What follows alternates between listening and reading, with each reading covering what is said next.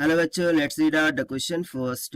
While a car is stopped at a traffic light in a storm, raindrop strike the roof of the car. The area of the roof is 5 meters square. Each raindrop has a mass 3.7 to 10 raised to mass 4 kg and a speed of 2.5 meter per second before impact and is at rest after the impact. If on average at a given time 150 raindrops strike each square meter, what is the impulse of the rain striking the car? So basically यहाँ पे question में बोल क्या रहा है कि एक car है वो अपनी जगह खड़ी हुई है स्टॉर्म में। अब जो रेन ड्रॉप्स है ठीक है वो उसके रूफ पर क्या करते हैं, स्ट्राइक करते हैं by the speed of 2.5 meter per second. Rain drop का मास दे दिया है 3.7 10 मास 4 kg के बराबर और जो एरिया ऑफ रूफ है वो भी हमें दे दिया है 5 मीटर स्क्वायर के बराबर। अब एवरेज टाइम में टोटल 150 रेन ड्रॉप्स क्या करते हैं, उसके स्क्वायर मीटर को स्ट्राइक करते हैं, ठीक है। और स्पीड ऑफ कांटेक्ट यहाँ पर जो इम्पैक्ट स्पीड है वो 2.5 है, बट आफ्टर इम्पैक्टिंग वो क्या चले जाते हैं, रेस्ट में चले जाते हैं, यानी आफ्टर इम्पैक्ट उनकी स्पीड क्या हो जाएंगी, 0 के बराबर। सो हम बताना है impulse of the rain striking the car क्या होंगी। तो चलिए स्टार्ट करते हैं हम सॉल्यूशन से, but before of its let's talk about the key concept which we are going to use here for this question.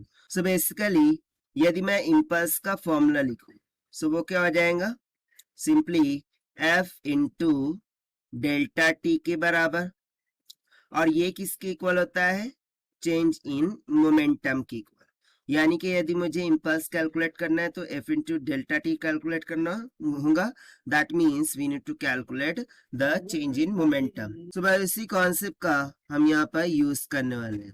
तो सबसे पहले तो मैं यहाँ पर जो टोटल मास कार की रूफ को स्ट्राइक कर रहा हूँ वो कैलकुलेट कर लेंगे। So let's say the total mass striking to the car, so that will be equals to, वो कितना हो जाएगा। सो देखिए टोटल 150 ड्रॉप्स है, every and each of the drop having the mass of 3.7 into 10 raised to mass 4 kg multiply by पर square metre बोल रहा था, ठीक है। ईच स्क्वायर मीटर पर इतने ड्रॉप इतने मास से स्ट्राइक कर रही है, यानी कि उसके एरिया से हम यहाँ पर मल्टीप्लाई कर देंगे। सो ये हमें क्या दे देगा, टोटल मास जो कि रूफ पर स्ट्राइक कर रहा है। उसके बाद initial speed of striking the rain drop वो क्या है, 2.5 मीटर पर सेकंड। अब वो रेस्ट में जा रहे हैं, यानी कि फाइनल स्पीड 0 के बराबर हो जाएंगे। सो सिंपली हम फॉर्मूला लगा देंगे, दैट इज इम्पल्स। इम्पल्स को हम इस तरीके से लिखते हैं, so this will be equals to क्या हो जाएगा, चेंज इन मोमेंटम।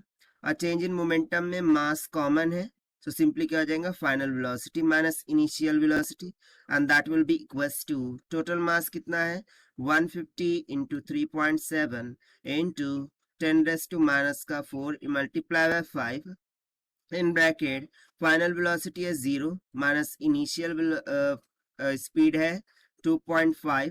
सो जब आप इसे मल्टीप्लाई करेंगे, सो यदि मैं यहाँ से मैग्नीट्यूड कंसिडर करूँ, ठीक है, मैग्नीट्यूड, सो ये माइनस साइन हट जाएंगी and it will simply comes out equals to 0.69 newton second, और ये हो जाएगा हमारा आंसर जो कि हमने सॉल्व किया है by using the concept of impulse. Now let us take the option. So option A will become correct. So this is the required solution. I hope you understood well. Best of luck. Thank you.